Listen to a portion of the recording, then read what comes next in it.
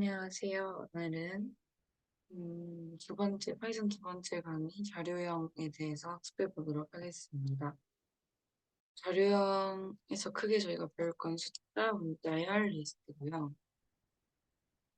숫자를 먼저 설명을 드리면 변수란 무엇인가? 그래서 기본 입출력하는 방법부터 변수를 선언하는 방법까지 알아볼 거고요. 그리고 자료형이란 무엇인가? 데이터 타입이라고 해서 이 코드에 입력되는 자료가 어떤 형식인가? 그래서 기본 자료형의 종류에 대해서 배울 거고, 실습을 한번 각자 해보는 시간을 가질 거고요. 그 다음에 자료형 간의 연산과 자료형을 변환하는 것, 상호 그 변환이 가능한지를 한번 알아볼 거고, 다음 개념은 리스트예요. 리스트는 이제 자료형 중에서도 이제 시퀀스 자료형이라고 해서 나중에 또 설명을 할 건데, 리스트가 굉장히 유용하고 또 많이 쓰이는 개념이어서 한번 알아보도록 할 거고, 리스트의 주요 기능들과 그리고 관련 함수, 알아두면 좋은 함수들, 패킹, 언패킹이라는 용어와 2차원 리스트까지만 간단하게 배우고 넘어갈 예정입니다. 그리고 문자열 같은 경우는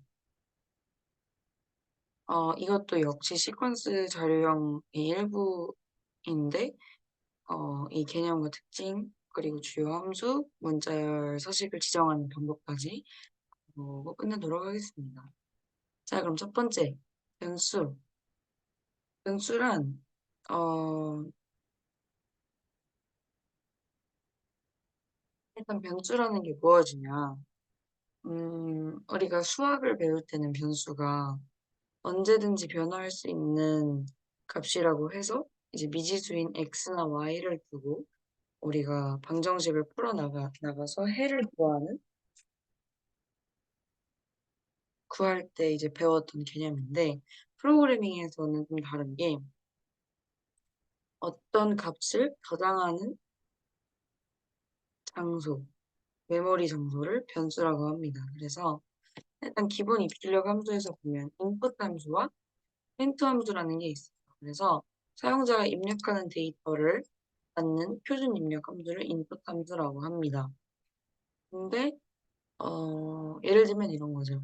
우리가 계산기를 컴퓨터에서 사용한다고 생각을 해보면 저희가 처음에 계산기를 딱 접속을 하면 숫자를 입력하고 뭐 기호를 차측연산 기호를 누르고 그리고 등호를 누르면 결과가 나오는 식으로 이제 완성이 되잖아요. 그것과 마찬가지로 인풋 함수는 사용자에게 사용자로 하여금 어떤 값을 입력하도록 하는 함수인 거예요. 그래서 내가 뭐 인풋 함수를 쓰기 전에 뭐 프린트로 먼저 뭐 무엇을 입력해 주세요. 라는 구문을 출력을 한 다음에 인풋 함수를 그 다음에 이제 적용을 하면 사용자가 입력하는 그 값을 그대로 가져올 수 있는 거죠. 변수로 가져올 수 있어요. 그 다음에 프린트 함수는 말 그대로 괄호안의 내용을 출력하는 가장 기본이 되는 함수고요. 이제 여기서 보면 프로페서라는 변수에다가 미네킴이라는 값을 지정을 한 거예요. 그래서 프린트 프로페서 이 변수를 출력을 하라. 그랬더니 뭐가 나왔어요? 미네킴이 나왔죠. 그래서 여기서 보면 이런 구문을 봤을 때 변수의 개념은 어떤 거냐. 프로페서라는 공간에 미네킴이라는 글자를 넣어라. 다시 말해서 프로페서라는 변수에 미네킴이라는 값을 넣어라. 이렇게 프로그래밍에서는 해석을 합니다. 그리고 따옴표의 유무에 따른 결과 출력은 뭐냐. 따옴표 안에, 큰 따옴표나 작은 따옴표 안에 내가 내용을 입력할 경우에는 그 따옴표 안에 있는 내용을 그대로 출력을 하고요. 근데 따옴표 없이 그냥 괄호 안에 이렇게 내용만 입력했을 때는 변수끼리의 어떤 상관관계에 따라서 출력이 됩니다. 그래서 사전에 이런 경우에는 사전에 변수의 값을 지정하지 않으면 오류가 나게 되어 있어요. 그래서 여기서 예시를 보게 되면 a는 7, a라는 변수에는 7이라는 값을 입력을 해줬고 b라는 변수에는 5라는 값을 입력을 해줬어요. 그러면 자동으로 정수형으로 이제 인식을 합니다. 이 컴퓨터에서. 그러면 인터프리터에서. 그러면 내가 프린트 a 플러스 b 아무 따옴표 없이 a 플러스 b를 했을 때는 얘네 이 두 변수의 합을 계산을 해서 출력을 하게 되고 만약에 내가 큰 따옴표 안에 얘네 둘을 넣었다. 그러면 이 문자가 그대로 튀어나오게 되는 겁니다. 이러한 차이가 있고, 그러면 이런 변수는 어떻게 선언을 하느냐. 그냥 변수라는 거는 어떠한 값을 저장하는 장소라고 정의가 되고요. 즉, 이게 메모리. 그래서 변수는 일단 의미 있는 이름으로 선언하는 게 좋아요. 왜냐면 나중에 개발을 쭉 하다 보면 개발자가 나 혼자 있는 게 아니라 다른 사람들과도 개발을 하면서 협업하는 과정이 있기 때문에 어떤 의미 있는 이름, 모두가 이해할 수 있는 이름으로 선언을 해야 어, 작업을 하기도 쉽고 모두가 이해하기에 용이하다라는 특징이 있고요. 그 다음에 주로 변수를 구성할 때는 알파벳, 숫자, 밑줄로 선언이 가능합니다. 그리고 당연히 대소문자 구분해야 되고 그래서 이 프로페서와 소문자로만 구성된 프로페서는 서로 다른 변수니까 인터프리터에 얘네 두 개를 다르게 입력을 했을 때는 다른 변수로 인식을 한다. 그래서 오류가 날 수 있다. 그래서 일반적으로는 오류를 줄이기 위해서는 소문자로 구성하는 걸 추천을 합니다. 그리고 특별한 의미가 있는 예약, 뭐 for, if, else, except 등 같은 경우에는 지정을 할 수가 없어요. 왜냐면 얘네의 이제 얘네가 쓰이는 함수나 용법이 또 따로 있기 때문에 얘네는 쓸 수 없다. 나중에 다루게 될 아이들입니다. 자, 다음으로 자료형 같은 경우에는 일단 기본 자료형에 대해서 배울 거예요. 말 그대로 자료형, 데이터 타입, 내가 입력하는 데이터가 어떤 유형인지를 알아야 이거에 맞게 뭐 연산도 할 수 있고 함수를 사용할 수 있고 그래요. 그래서 일단 자료형이라는 건 변수가 어떤 형태의 데이터를 저장하는가를 나타내고요. 기본적으로는 크게 네 가지. 정수형, 실수형, 문자형, 불린형이 있어요.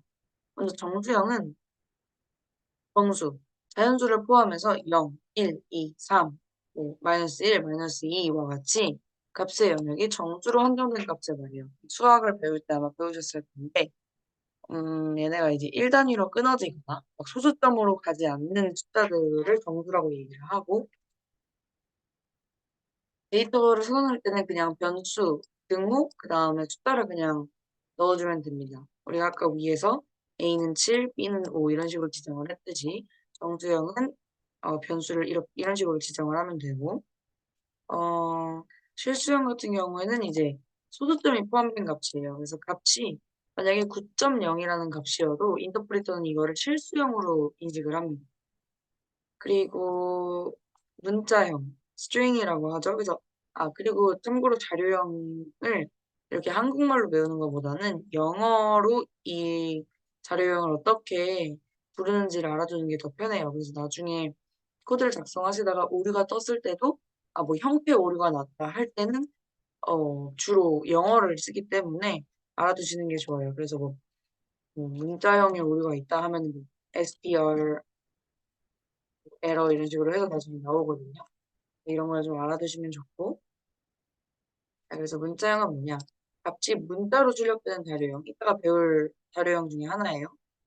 따옴표에 들어간 정보인 문자형 데이터를 의미를 하고요. 따옴표 안에 들어가 있으면 모두 문자형이라고 생각하시면 됩니다. 그래서 여기서 2번에서 보면은 저희 a 플러스 b 넣었잖아요. 여기가 아니라 여기 두 번째 a 플러스 b를 넣었잖아요. 이 안에 있는 애는 문자형이에요. 그대로 문자로 출력이 되죠. 그다음에 불린형. 는 뭐냐, 논리형이라고도 얘기를 하는데, true or false를 나타내는 자료형을 불린형이라고 합니다. 그래서 참 또는 거짓을 표현할 때 사용하는 형식이고, 만약에 값이 true라면 참이고, 이거는 컴퓨터상으로 1이로 해요. 컴퓨터는 이진법 0과 1밖에 사용하지 않는 기계이기 때문에 0 아니면 1이에요. 그래서 참일 경우에는 1, false 거짓일 경우에는 0이라고 표현을 합니다. 그러면은 각자 파이텀에 가서 실습을 한번 해보시면 좋을 것 같은데 정수형 각 자료형별로 변수를 선언하는 거를 한번 해보시면 좋을 것 같아요. 그래서 이런 식으로 1을 프린트 AB를 했을 때 어떤 결과가 나오는지 한번 출력을 해보시고요. 오류가 나는지 안 나는지 확인 한번 해보시기 바랍니다.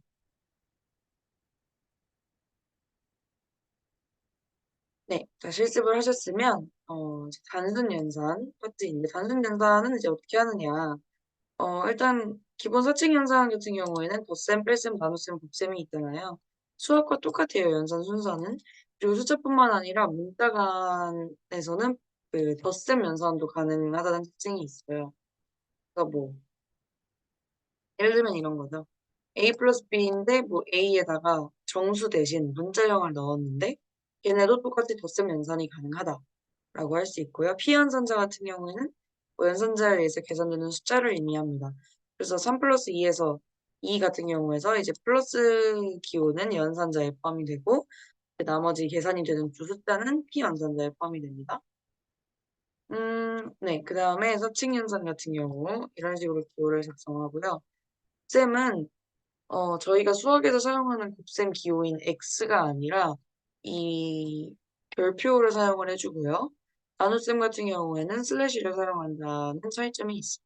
그래서 이거 잘 알아두시면 좋을 것 같고 그다음에 제곱승, 몇 제곱 이건 어떻게 표현하느냐 별표 2번 쓰면 됩니다. 그래서 3의 5제곱 하고 싶어요. 잠시만요. 생각이나 3의 5제곱을 하고 싶어요 하면은 3에다가 별표와 제곱이란 표시고 5번 제곱을 하는 거니까 3의 5제곱 이런 식으로 표현을 하면 됩니다. 그러면 그 값이 계산이 돼서 나올 거고 나눗셈 목과 나머지 목만 반환하는 기호는 무엇이냐? 슬래시 2번 정해서 쓰면 되고 그럼 예를 들어서 뭐 5 나누기 3인데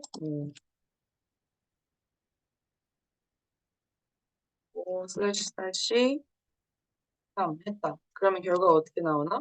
1로 나와요. 목만 반환하는 거니까. 근데 나머지를 반환하는 기호는 뭐냐? 퍼센트를 쓰시면 되는데 퍼센트를 쓰면 이제 몫은 안 나오고 나머지만 나와요. 그리고 증가나 감소 현상 같은 경우는 어떻게 하느냐? n만큼 증가해서 연산을 해라.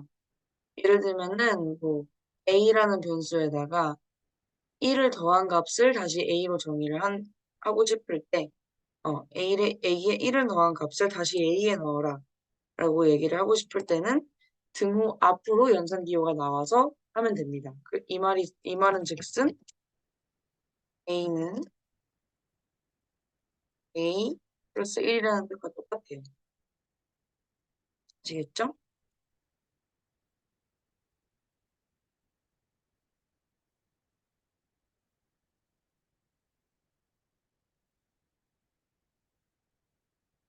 그러면 넘어가서 자료형 변환을 알아보도록 하겠습니다. 자료형들 사이에서도 얘네끼리 형태 변환이 가능해요. 그래서 먼저 정수형과 실수형을 어떻게 변환을 하느냐. 변수를 정수형으로 선언을 한 뒤에 플로트 함수가 있어요. 플로트 함수가 이제 실수를 나타내는 함수인데요. 실수형으로 변환을 하면 되고 여기서 보면 정수형을 먼저 선언을 하죠. 그 다음에 print a를 했을 때 정수가 나옵니다. 근데 얘를 실수로 변환하고 싶다. 그러면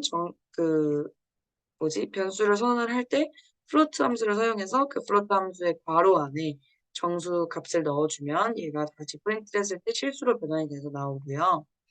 반대로 얘가 실수해서 정수로 변환을 하고 싶다 할 때는 int 함수를 사용하면 돼요.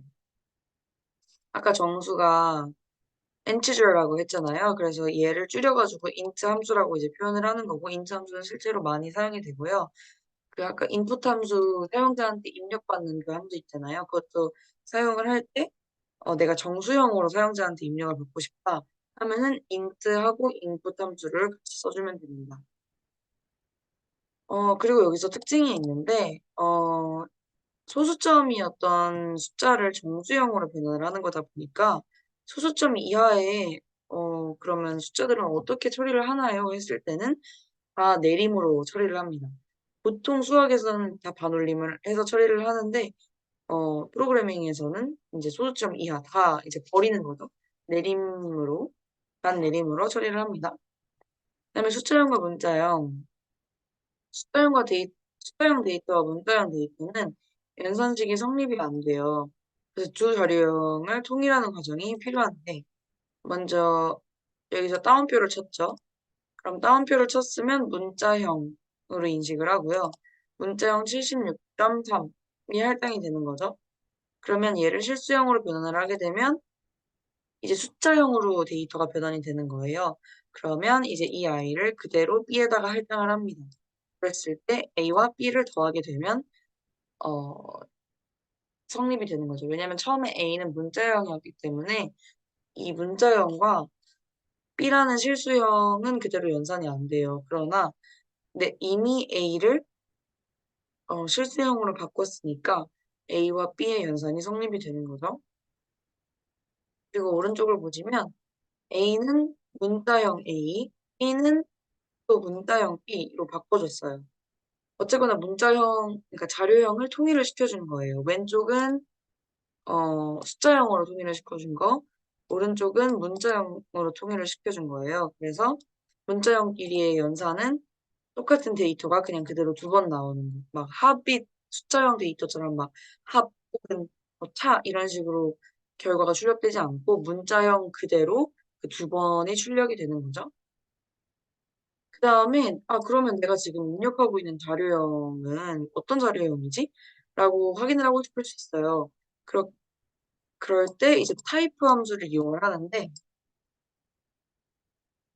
일단 A 같은 경우에는 정수형, B 같은 경우에는 실수형, C 같은 경우에는 문자형의 데이터 타입이에요.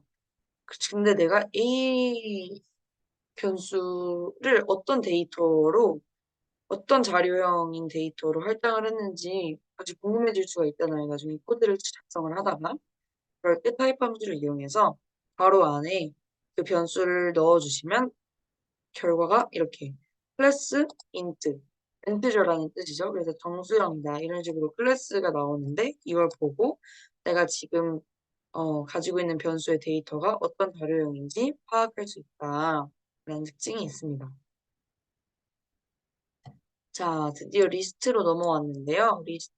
리스트도 자료형 중에 하나예요. 그래서 얘의 특징은 뭐냐면 하나의 변수인데 여기에 값을 여러 개를 저장을 할 수가 있는 거예요.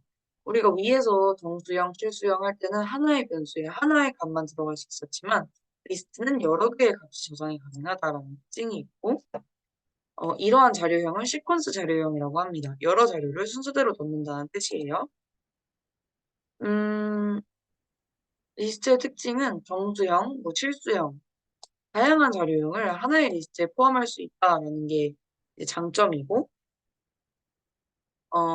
앞서 배운 기본 자료형에는 포함되진 않는데 또 다른 자료형 중에 하나로 배열이라고도 불린다고 합니다. 이거는 어떤 프로그래밍 언어를 사용하느냐에 따라서 그 명명하는 이름이 좀 다를 수 있어요. 근데 어쨌건 리스트 또는 배열이라고도 불리고요. 리스트가 왜 필요하냐? 그래서 보면 입력해야 할 데이터가 많을 때 변수의 값을 일일이 저장하면 변수가 그만큼 많아지는 거잖아요. 변수 하나의 값을 하나를 지정을 하면 그래서 그럼 코드가 굉장히 길어지고 나중에 헷갈려요. 어떤 변수에 어떤 값을 넣는지. 그래서 한 개의 변수에 모든 값을 저장하고자 할 때 되게 유용하게 쓰이는 자료형이고요. 예를 들면 이런 거죠. colors라는 변수에 red, blue, green을 한 번에 넣는 거예요. 이 값들을. 그래서 이게 결국 뭘 의미하냐? colors라는 변수에 리스트 자료형을 할당을 한다. colors라는 변수는 세 개의 값을 가져요. 그 값은 각각 red, blue, green임을 이 식을 통해서 알 수 있는 거죠. 그럼 리스트의 주요 기능엔 뭐가 있느냐? 가장 크게 인덱싱과 슬라이싱이라는 게 있어요. 인덱스라는 게 결국 주소라는 의미가 있거든요. 뭐 주소나 뭐 나중에 이제 별첨 이런 식으로 해가지고 리스트에 저장되어 있는 값에 접근하기 위해서 이 값의 상대적인 주소를 사용하는 것이 바로 인덱싱이라는 기능인데 첫 번째가 인덱스 주소, 그러니까 리스트의 인덱스 주소는 첫 번째는 항상 0번째라고 불러요. 첫 번째가 아니라 0번째고 그러니까 첫 번째 값의 인덱스 주소가 바로 0이라는 거고 얘는 1부터 시작하지 않아요. 이게 되게 중요한 포인트이고 그 다음에 순서대로 0, 1, 2, 3 이런 식으로 나가는 거죠. 그래서 아까 썼던 colors라는 변수에 들어간 값들 세 개를 보면 red는 0, 그러니까 red의 인덱스 주소는 0, blue의 인덱스 주소는 1, green의 인덱스 주소는 2가 되는 거예요. 그래서 이거를 print colors 그 대괄호에다가 쓰거든요. 인덱스는. 그래서 colors 한 다음에 그 뒤에 대괄호 안에다가 내가 찾고자 하는 값의 인덱스 주소를 넣어주면 되고 실제로 이렇게 출력해보시면 0번째는 red, 첫 번째는 blue라고 나옵니다. 그리고 여기서 len 함수라는 게 있어요. length라고 해서 길이를 구하는 함수예요. 리스트의 길이를 구하는 함수.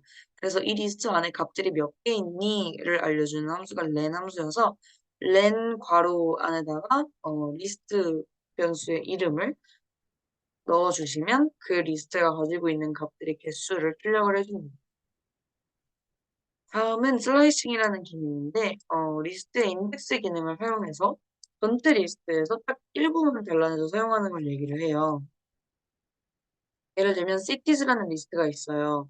cities 안에 몇 개가 8개의 값이 들어있는데 여기서 일단 값은 서울, 부산, 인천, 대구 이렇게 도시들 이름이고 인덱스는 이렇게 지정이 돼 있어요. 0부터 7까지.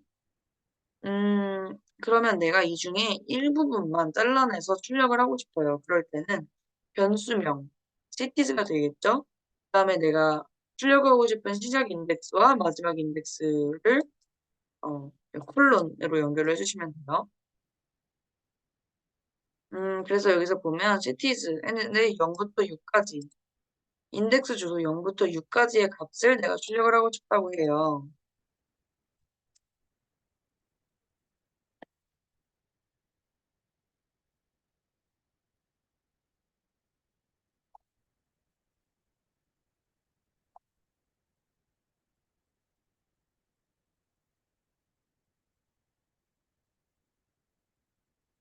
근데 그럴 경우에 지금 보시면 서울, 부산, 인천, 대구, 대전, 광주까지 나왔어요. 근데 뭔가 이상하지 않나요? 서울, 부산, 내가 하고 싶은 거는 분명 6번 인덱스 주소까지였는데, 광주는 인덱스 주소가 뭐예요? 5예요. 왜 이렇게 나왔지? 하면, 여섯 번째 인덱스 값인 울산은 출력되지 않았잖아요. 그 이유가 뭐냐? 리스트에서는 마지막 인덱스 마이너스 1인 값까지만 출력된다는 특징이 있어요. 그래서 내가 0부터 6까지 인덱스 주소라고 슬라이싱을 하고 싶으면 실질적으로 출력되는 값들의 인덱스는 0부터 5까지인 거죠.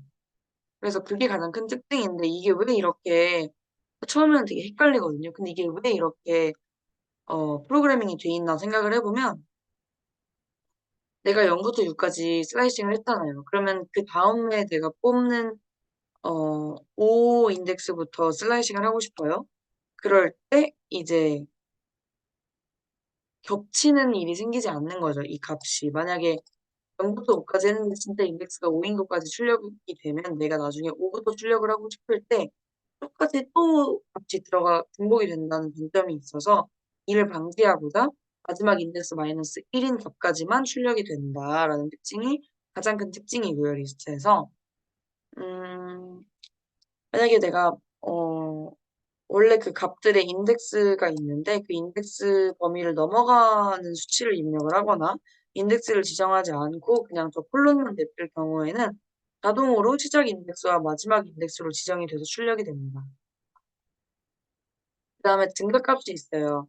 시작 인덱스와 마지막 인덱스 외에 마지막 자리에 증가값을 추가를 할 수 있는데 예를 들면 말 그대로 슬라이싱하는 똑같은 그 수식에다가 마지막 콜론으로 등락값만 연결시켜주면 돼요. 예를 들면 콜론 2 하면은 cities라는 리스트에서 국간 간격으로 값들을 출력하라라는 거예요. 그래서 0번째, 두 번째, 그 인덱스 2, 그다음에 인덱스 4, 인덱스 6 이런 식으로 출력이 됩니다.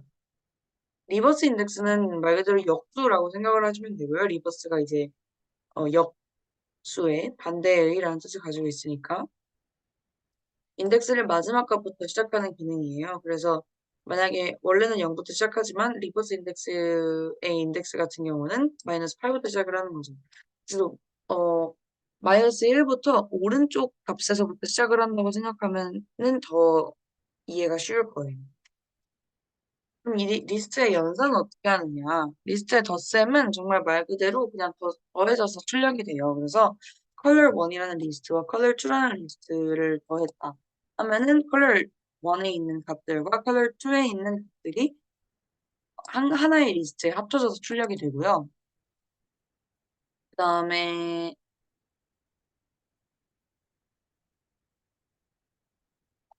네, 그렇습니다.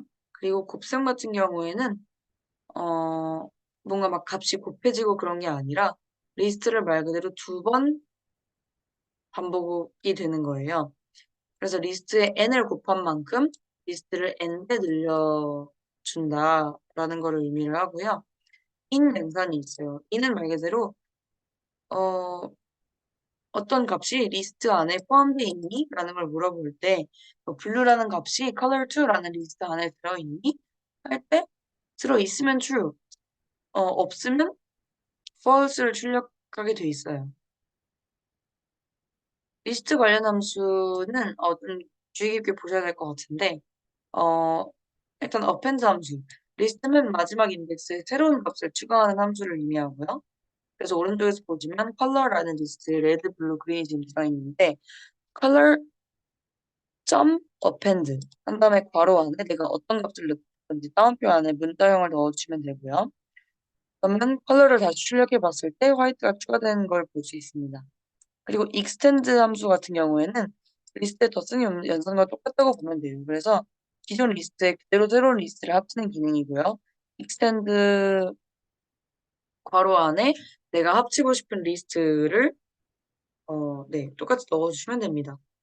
그 다음에 insert 함수는 insert가 이제 삽입하다라는 뜻인데 리스트의 특정 위치에 값을 추가하는 함수예요. 그래서 어, 내가 리스트의 인덱스 주소 몇 번에 이 값을 추가할게 라고 하면 그대로 추가가 되는 함수예요. 그래서 여기 컬러라는 리스트에 insert 0번째 인덱스에 인덱스 주소에 오렌지라는 값을 추가할게 했더니 레드가 아니라 오렌지부터 시작하는 리스트로 바뀌었죠. 그래서 이런 게 이제 insert 함수고 remove 함수 같은 경우에는 특정 값을 지우는 함수예요. 그래서 삭제할 값을 remove 함수 안에 넣으면 리스트에 해당 값이 삭제가 됩니다. 그래서 일단 컬러라는 리스트 안에 오렌지, 레드, 블루, 그린이 지금 들어있는 상태인데 내가 만약에 레드를 삭제하고 싶어요. 그러면 remove에다가 내가 삭제하고 싶은 값을 넣으면 됩니다. 근데 이게 삭제가 되면 그 리스트 칸이 비어있는 게 아니라 한 칸씩 앞으로 이동해서 인덱스 주소 똑같이 어, 메워지게 되는 거죠. 땡겨지게 되는 거죠. 그 다음에 delete를 이용한 재할당과 삭제 기능이 있어요. 할당은 일단 리스트 이름 뒤에 인덱스를 넣어가지고 지정을 하고 그러면 기존의 값과 교체가 됩니다. 그래서 color 0번째 인덱스에다가 오렌지 넣을게요. 하면은 원래 0번째 인덱스 주소에 있었던 레드가 오렌지로 교체가 됩니다. 이게 할당이고요. 내가 만약에 삭제를 하고 싶어요. 그러면 말 그대로 delete의 약자인 del을 쓴 다음에 그 뒤에 리스트에다가 인덱스 주소 붙인 거를 네, 작성을 해주시면 그게 그대로 삭제가 됩니다. 이렇게 주요 함수 알아봤고요. 그 다음에 패킹, 언패킹을 알아볼 차례인데 패킹이라는 게 뭐냐? 한 변수에 여러 개의 데이터를 할당하는 작업을 얘기를 해요. 그래서 어, t라는 변수 안에 1, 2, 3이라는 리스트를 넣었어요. 근데 a, b, c가 t래요. 그러면 a 변수에 1 들어가고 b 변수에 2 들어가고 c 변수에 3이 들어가게 되면서 이게 언패킹이 되는 거예요. 그래서 결국은 이 과정이 언패킹인 거죠. 그리고 이 과정이 패킹인 거고. 그래서 한 변수에 여러 개의 데이터가 들어있을 때 그걸 각각의 변수로 반환하는 방법. 여기서는 T라는 리스트를 A, B, C라는 변수에 언패킹을 했다고 볼 수 있는 거예요. 그래서 만약에 내가 프린트를 했을 때 T, A, B, C를 프린트하고 싶어요. T는 리스트니까 당연히 리스트 그대로 출력이 되고 A, B, C라는 변수는 각각 아까 언패킹 받은 그 값들을 그대로 출력을 하게 되는 겁니다. 근데 여기서 주의해야 될 거는 할당받는 변수의 개수와 값들이 일정하게 일치를 해야 돼요. 만약에 한쪽이 적거나 많으면 에러가 발생하니까 이 지점은 되게 유의해야 되는 지점이고요. 그 다음에 2차원 리스트가 뭐냐? 그러니까 행과 열이 있는 리스트를 말 그대로 2차원 리스트라고 합니다. 그래서 여러 개의 리스트를, 여러 개의 값이 아니라 여러 개의 리스트를 하나의 변수에 할당한 거를 얘기를 하고요. 예를 들면 성적표 같은 경우에는 A 학생, 뭐, 여러 학생의 각각의 과목의 점수를 나타낸 표예요. 그래서 이런 표가 있을 때, 이 점수가 일단 하나의 리스트가 되고, 이 수학 점수도 하나의 리스트, 영어 점수도 하나의 리스트가 되는 거죠. 그래서 오른쪽에 코드를 작성하면 이런 식으로 작성이 됩니다.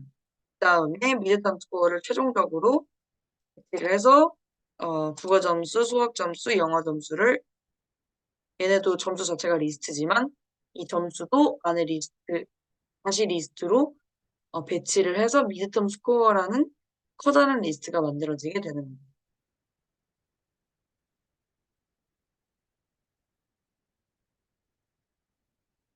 그다음에 문자열 같은 경우에는 뭐냐? 아까 문자열 자료형, 기본 자료형 할 때 잠깐 배웠었는데 어플리케이션을 만들거나 데이터를 분석할 때 매우 중요하게 다루어지는 자료형 중에 하나예요. 그래서 시퀀스 자료형 중에 하나인데 리스트와 마찬가지로 다시 한번 설명을 드리면 데이터를 순서적으로 메모리에 저장하는 형식의 데이터라고 합니다. 일단 여기서도 자료형, 문자열에도 특징이 있어요. 인덱싱을 할 수 있는데 일단 리스트와 마찬가지로 리스트에서는 값 하나하나가 상대적인 주소를 가졌지만 문자열에서는 글자 하나하나가 상대적인 주소를 가져요. 그래서 A, B, C, D, E가 저장된 문자열이라고 친다면 상대적인 주소는 0, 1, 2, 3, 4가 되는 거죠. 인덱스랑 똑같이. 그 리스트에서의 인덱스랑 똑같이. 그래서 A라는 변수에 문자열 A, B, C, D, E라는 값을 넣었어요. 그러면 내가 이제 프린트를 할 때, 어, A 변수에 0번째 글자를 출력하고 싶어요. 할 때는 리스트랑 똑같이 A라는 변수 뒤에 몇 번째 문자열을 출력을 할 건지 인덱스 주소를 써주시면 됩니다. 그래서 어, A 변수에 들어있는 문자열의 0번째 인덱스 값이랑요. A 문자열에 들어있는 네 번째 인덱스 값을 출력해 주세요 했을 때 아까 0, 1, 2, 3, 4 상대적인 주소 알았죠? 0번째니까 A, 네 번째니까 E, 그럼 A, E 이런 식으로 출력이 됩니다. 한번 확인해 보시고요. 프린트 A-1, A5 마이너스 1은 아까 뭐였어요? 역주잖아요. 그러니까 오른쪽에서 가장 먼저 시작하는 0번째인 숫자가 마이너스 1번째입니다. 결국. 그러면 2가 먼저 출력이 돼야 정상이고 그러면 마이너스 1부터 시작해서 어 그냥 오니까 얘는 그냥 오니까 그냥 원래 순서대로 생각을 하면 되겠죠? 아, 5가 아니라 4예요. 죄송해요.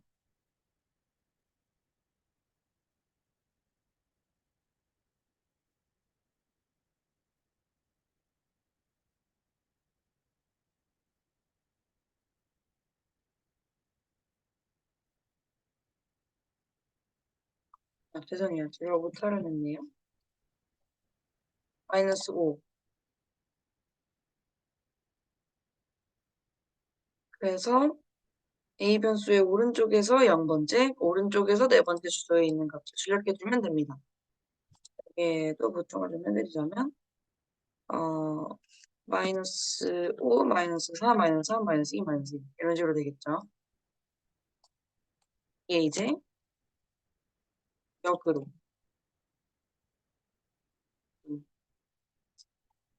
그 다음에 슬라이싱 같은 경우에는 문자열의 주소값을 이용해서 문자열의 부분값을 추출해내는 기법 리스트에서도 똑같이 했었죠. 그래서 사용 방법은 리스트랑 똑같아서요. 시작 인덱스부터 종료 인덱스 작성하고 그 다음에 증가값 지정해 주거나 아니면 없으면은 그냥 작성 안 하시면 됩니다. 문자열에는 주요 함수가 뭐가 있느냐. 대표적인 거 되게 종류가 많긴 한데 그중에 대표적인 것만 좀 짚어드리면 upper 함수와 lower 함수가 있어요. 이거는 말 그대로 문자열을 대문자, 소문자로 변환하는 걸 얘기를 하고요. 사용 방법은 문자열 변수 점 함수명 바로 해주시고 그대로 엔터 키 누르시면 됩니다. 예를 들면 타이틀이라는 변수에 문자열 팀랩 곱하기 인프런이라는 문자열이 들어가 있어요. 되게 길죠. 타이틀 dot upper 함수를 사용을 하게 되면 모든 문자를 다 대문자로 바꾸는 거예요. 반대로 로어는 모든 문자를 다 수문자로 바꿔서 출력을 하게 되고요. 어, 타이틀 함수와 캐피털라이즈 함수는요. 타이틀은 각 단어, 그러니까 각 단어는 이제 띄어쓰기 기준 단어라고 인식을 하거든요. 그래서 각 단어의 앞 글자만 대문자로 변환을 하는 거예요. 그래서 오른쪽에서 보시면 타이틀이라는 변수의 문자열을 타이틀 함수를 적용을 하죠. 그러면 팀랩 단어, X 단어, 인프런 단어를 인식해서 얘네 앞 글자가 모두 대문자로 시작하는 걸 확인하실 수 있어요. 그다음에 캐피털라이즈 같은 경우에는 첫 번째 글자, 그냥 모든 구문의 첫 번째 글자만 대문자로 변환을 하는 거기 때문에 이 T 부분만 변환이 되는 걸 확인할 수 있고요. 그다음에 카운트 함수 같은 경우에는 해당 문자열에서 특정 문자가 포함된 개수를 반환하는 함수예요. 그래서 내가 나는 이 문자가 몇 개 들어갔는지 알고 싶어 라고 할 때 그냥 어 저기 문자열 변수 한 다음에 카운트 함수 점 뒤에 입력을 해주시면 되는데 내가 찾고자 하는 문자를 카운트 함수 괄호 안에 넣어주시면 되고 어 여기서 보면 타이틀 함수에다가 upper 함수를 적용한 다음에 카운트 함수를 적용을 했어요. 그럴 경우에는 upper letter 모두 다 upper letter일 거 아니에요. 모두 다 대문자이니까 내가 찾고자 하는 소문자 A는 있을 수가 없어요. 그러니까 연계라고 뜨지만 upper 함수를 적용하지 않고 그냥 바로 카운트 함수를 적용했을 경우에는 어 원래 여기 A가 하나 들어가니까 1이라고 뜰 겁니다. 그다음에 isDigit 함수와 startWith 함수가 있는데 isDigit 함수는 해당 문자열이 숫자인지를 따지는 거예요. 그래서 그냥 진짜 말 그대로 의문문이죠. isDigit? 이게 디지털 넘버니? 라고 물어보는 거잖아요. 그래서 타이틀 뒤에 isDigit 함수를 그대로 작성해 주시면 얘가 이 문자열이 숫자인지 아닌지의 여부가 true or false로 출력이 됩니다.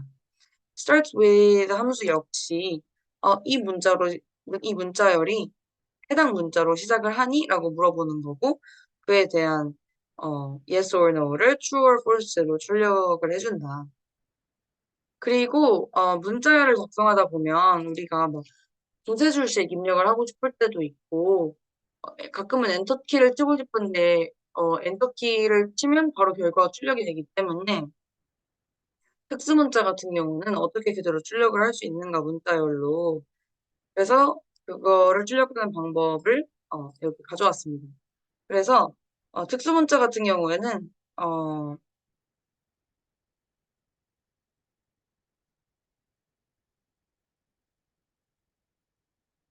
음, 뭐 역슬래시 같은 경우에는 작성을 하면 역슬래시 문자 자체가 출력이 되고요.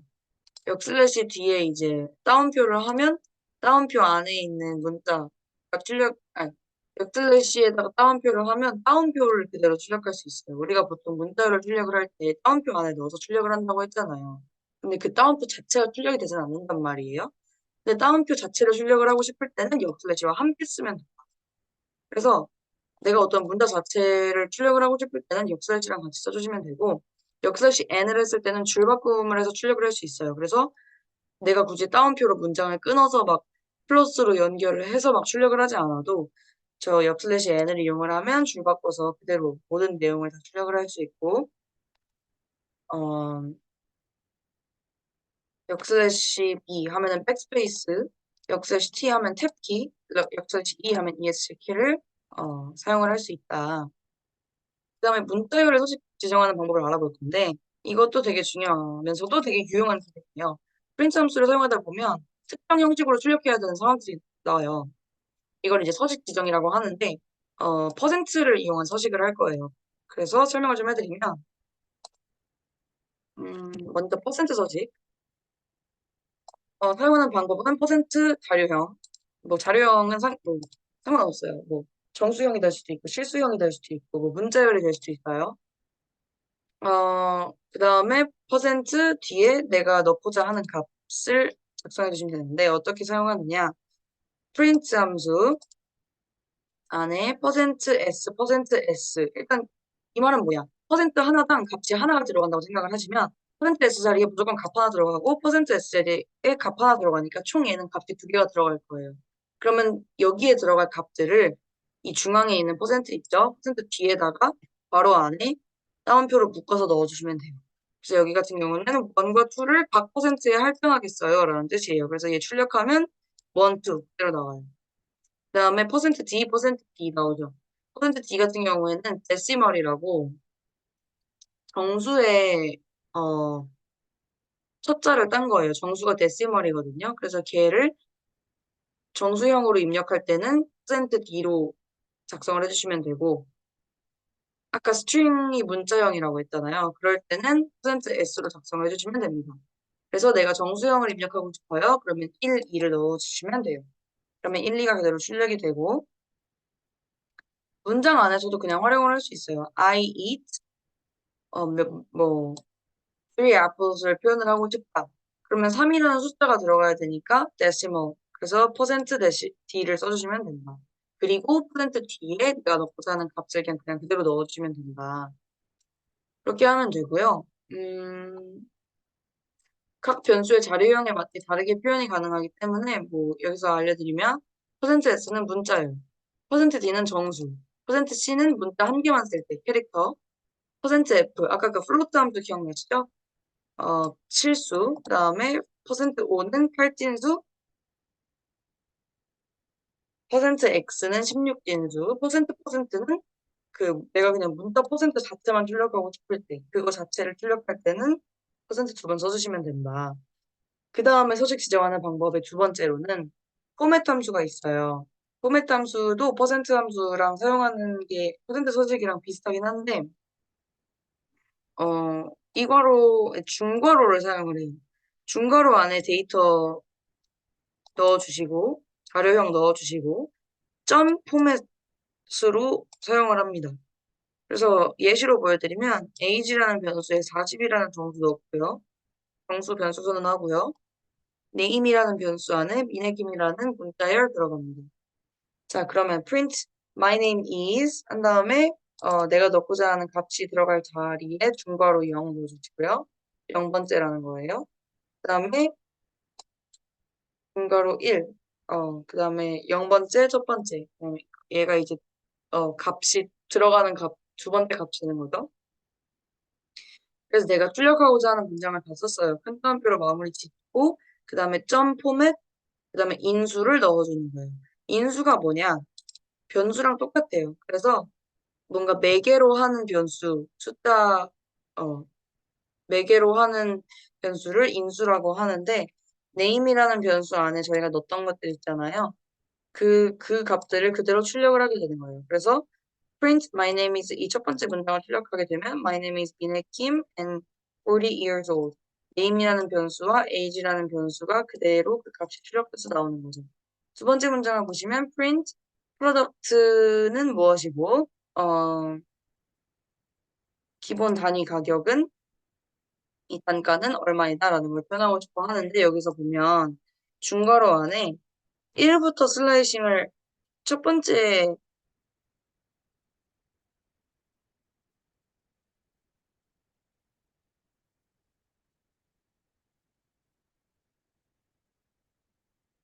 그죠. 원래는 얘 중괄호 안에 1을 썼었잖아요. 근데 얘를 어떻게 출력을 하라는 거면 얘를 처음부터 쭉 출력을 하는데 .ef라고 돼 있잖아요. 이 부분이 되게 중요하거든요. 그래서 .ef라고 나와 있는 이유는 어, 소수점의 두 번째 자리까지 출력하라는 의미예요. 그래서 내가 소수점을 지정을 해서 값을 출력을 하고 싶을 때는 점 몇 번째 한 다음에 F 써주시면 된다. 여기서 F를 쓰는 이유는 왜 그러냐? 플로트여서 그래요. 소수점 있는 숫자는 실수형이니까 그거에 맞게 플로트를 써주시면 되고 그래서 이제 출력이 된 걸 보면 원래 5.243이라는 숫자인데 두 번째 소수점 자리까지 슬라이싱을 한 거니까 5.24라고만 출력이 되는 걸 확인할 수 있습니다. 자, 그러면 오늘 강의는 여기까지 하도록 하겠습니다. 다들 여기 작성해 놓은 코드 한 번씩 입력하고 출력해 보는 연습 해보시고, 모르는 거 있으면 바로바로 질문해 주시기 바랍니다. 감사합니다.